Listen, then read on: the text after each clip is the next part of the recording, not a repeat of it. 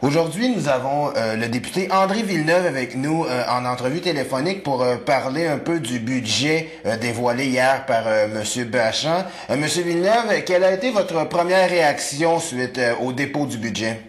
Ben, écoutez, la réaction, c'était, je vous dirais, j'irais employer le mot stupeur. Ce fut vraiment là, très étonné de ce budget-là. Et si vous me permettez, je peux élaborer puis vous dire pourquoi. On pourrait commencer, écoutez, par l'éducation, on pourrait commencer par la santé, par les finances, l'équilibre budgétaire. En fait, il y a beaucoup de domaines finalement que ce budget-là vient toucher, vient heurter. Et évidemment, c'est la classe moyenne, c'est les gens qui vont devoir en payer le prix financier, mais aussi probablement et assurément un prix santé, je vous dirais, là, étant donné, là, regardez, commençons par la santé. Oui, on voit que M. Bachand n'est pas allé de main morte là, au niveau de la santé. Alors, il prévoit là qu'à terme, d'ici 2 ans, tout le monde, toute personne adulte de plus de 18 ans devra payer 200 $ de plus par année. Et vous croyez pas que ça peut aider à désengorger les hôpitaux? Ben, écoutez, ça peut aider à désengorger les hôpitaux. Moi, je pense pas que c'est comme ça qu'on va y arriver. C'est pas en disant aux gens, pour une famille de 2 adultes, 2 enfants majeurs, exemple, qui sont à charge, là, on parle de 800 $ de plus par année. Les gens, là, 800 $, et ça, c'est après impôt, là, c'est 800 $ en argent là, qui sort de leur poche là, de plus pour la santé. C'est sans compter qu'il y a aussi le ticket modérateur qui a été annoncé par M. Bachand. Il y a un ticket modérateur qui, lui, va charger 25 $ par visite. On sait très bien aussi que plusieurs citoyens au Québec n'ont pas de médecin de famille.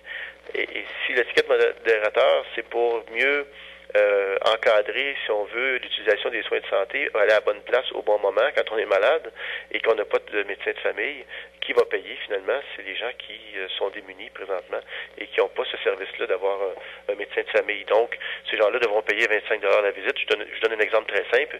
Une femme qui est enceinte, qui n'a pas de médecin de famille, à chaque fois qu'elle va aller voir le médecin pour le suivi de sa grossesse, elle va payer 25 $ par visite. Est-ce que ça a du bon sens? Et des fois, cette femme-là n'a pas toujours les sous pour payer ce 25 $. Et le 25 $ s'ajoute aux 200 $ qu'elle paiera aussi parce que, bon, elle est adulte et majeure. 200 $ de plus par année, là, tout le temps, là, ça commence à faire beaucoup. Et là, c'était la santé, mais écoutez, avant de quitter la santé, vous dire aussi que il faut pas oublier que présentement, le système permet l'embauche d'infirmières au privé. Hein? Alors, on est en train de prendre des infirmières qui sont dans le public, hein, ils s'en vont au privé pour avoir de meilleures conditions de travail, puis je les comprends parce qu'ils ont des conditions de travail exécrables présentement, c'est intolérable, mais on n'arrange pas les choses là, parce que on sait très bien que les entreprises les entreprises qui louent les services d'infirmières au système public font de l'argent là, et ça coûte plus cher une infirmière engagée au privé évidemment qu'une infirmière qui travaille déjà dans le système de santé publique.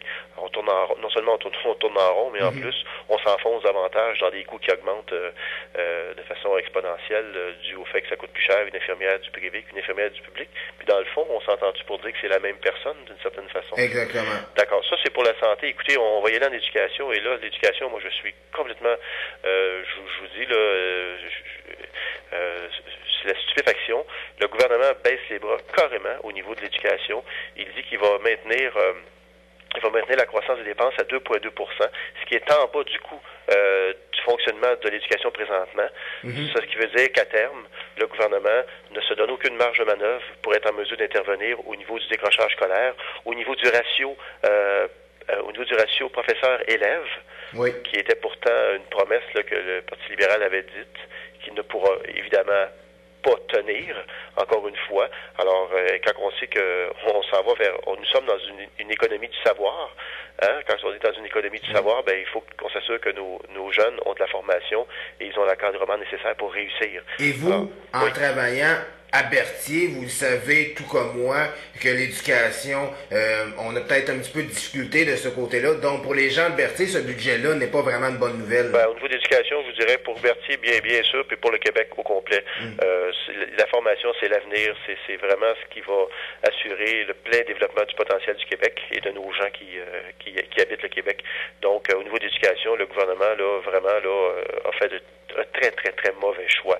Côté finances, hein, on va passer aux finances, l'équilibre budgétaire est tout d'abord bien bien comprendre que le gouvernement s'est fait élire en 2008 en disant pas de déficit. On se rappellera de ça, hein? Oui. Pas de déficit. Alors là, le gouvernement vient de faire un déficit, là.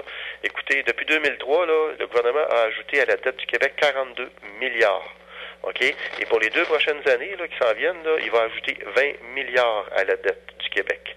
C'est tout à fait là, historique. Jamais un premier ministre, jamais un gouvernement n'aura endetté le Québec dans un si court laps de temps d'un montant aussi élevé. Et ça, évidemment, on s'entend que c'est nos enfants qui vont devoir, tôt ou tard, payer cette dette-là.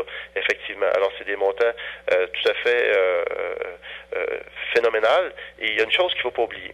Et ça, c'est très important. Moi, je vous dirais que c'est la pierre angulaire de tout le budget.